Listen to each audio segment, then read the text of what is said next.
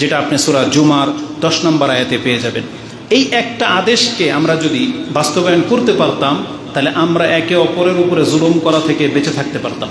কারণ আমরা যখনই জমিনে ছড়িয়ে যাই, সেখানে গিয়ে যখন আল্লাহকে স্মরণ করার জায়গায় আল্লাহকে ভুলে যাই, ওই তখনই কিন্তু ঘুষ, সুদ, মিথ্যা, চুরি বাটপারি, কাউকে ঠকানো, জোর জবরদস্তি, জুলুম সব চলে আসে।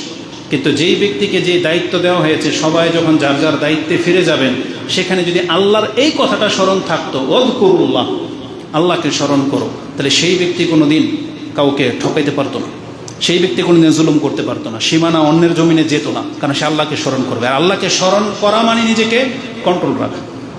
আজকে আমরা জমিনে ছড়িয়ে পড়ি ঠিকই, কিন্তু সেখানে গিয়ে আল্লাহকে ভুলে যাই, যার ফলে আমাদের দ্বারা জুলুম হয়, পাপ হয়, মিথ্যা, হারাম সব কিছুর সাথে আমরা জড়িয়ে যাচ্ছি, এর মাধ্যমে একে অপরকে ঠকাচ্ছি। কিন্তু আল্লাহকে স্মরণ করলে এটা আর হতো না। তো আল্লাহ সুবহানাহু ওয়া তাআলা এই জন্য আমাদেরকে আদেশ করেছেন, যখন তোমরা জমিনে ছড়িয়ে পড়বে সেখানে গিয়ে দেখো আল্লাহকে ভুলে যেও না। কারণ আল্লাহকে ভুলে গেলেই মানুষ সব থেকে বেশি পাপের সম্মুখীন হয়। এটাই হচ্ছে আজকের খুতবার মূল বিষয়, প্রথম পয়েন্ট। এই জন্য আমরা বলবো, আমরা যারা হজ করেছি, সালাত আদায় করি, রমজান মাসের সিয়াম পালন করেছি, আবার 1 বছর আমাদের মাঝে একটা লম্বা গ্যাপ যাবে, এই সময় যেন আমরা আল্লাহকে ভুলে না যাই। 5 ওয়াক্ত সালাতের পাশাপাশি আমরা যেন মাঝে মাঝে কোরআন তেলাওয়াত করি, আমরা যেন মাঝে মাঝে সিয়াম রাখতে পারি, আমরা যেন দান সাদকাকে বহাল রাখি, এবং যা কিছু আমরা করতেছি আল্লাহ যেন সেটা কবুল করে। এর জন্য আল্লাহকে বারবার বলতে হবে, আল্লাহুম্মা তাকাব্বাল মিন্না ইন্নাকা আনতাস সামিউল আলিম, আল্লাহ তুমি আমার কাছ থেকে এটাকে কবুল করো। কারণ কবুলযোগ্য ইবাদত না হলে আমরা ইবাদত করেও ক্ষতিগ্রস্ত হয়ে যাব। এই জন্য সবসময় মাথায় রাখবেন, ইবাদত যেন কবুলযোগ্য হয়। হজের যারা হজ করেছেন, হজের মধ্যে কিন্তু এই কথাটাই আছে, হাজ্জুল মাবরুর অথবা হাজ্জুল মকবুল লাইসা লাহু জাযাউন ইল্লাল জান্নাহ। রাসূল বলেছেন, যেই হজ কবুল হবে তার জাযা জান্নাত ছাড়া আর কিছু হতে পারে না। এই জন্য কবুলযোগ্য ইবাদত হইতে হবে। আল্লাহ আমার এবং আপনাদের ইবাদতগুলোকে কবুল করুন, আমিন। তো আল্লাহ সুবহানাহু ওয়া তাআলা বলেছেন, রাস্তাঘাটে যেখানে তোমরা থাকো না কেন আল্লাহর জিকির করবে।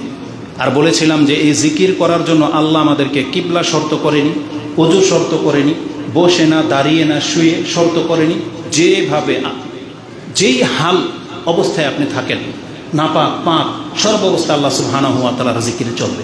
মুহাম্মদুর রাসূলুল্লাহ সাল্লাল্লাহু আলাইহি ওয়াসাল্লাম সম্পর্কে আয়েশা রাদিয়াল্লাহু তাআলা আনহা এমনই একটা তথ্য দিয়েছেন, যেটা ইমাম মুসলিম কোট করেছেন হায়েজের অধ্যায়, যে কানা রাসূলুল্লাহ সাল্লাল্লাহু আলাইহি ওয়াসাল্লাম ইয়াযকুরু রাব্বাহু আলা কুল্লি আহইয়ানি। রাসূলুল্লাহ সাল্লাল্লাহু আলাইহি ওয়াসাল্লাম তিনি তার রবকে স্মরণ করতেন সর্ব অবস্থায়, পাক থাকার না পাক থাক সর্ব অবস্থায় তিনি আল্লাহর জিকির করতেন। তার মানে এর জন্য আপনাকে এক্সট্রা ওযু করা লাগতেছে না। এই জন্য আল্লাহর নাম জপেন, আল্লাহকে অন্তরে সজাগ রাখেন, আল্লাহ দেখতেছে, আল্লাহ আমাকে কি করবে, বিচারের মাঠে কি হবে, এগুলো জাগিয়ে রাখাটাই হচ্ছে আল্লাহ সুবহানাহু ওয়া তাআলার জিকির। তবে কিছু ভাইয়েরা আছে বর্তমানে আমরা তাদের দেখতে পাচ্ছি, তারা দিনদার হিসেবে সমাজে প্রতিষ্ঠিত, দাড়িও রেখেছে, টুপিও পরে, নামাজও পড়ে, আবার তারা খেলতামশায়ও জড়িত।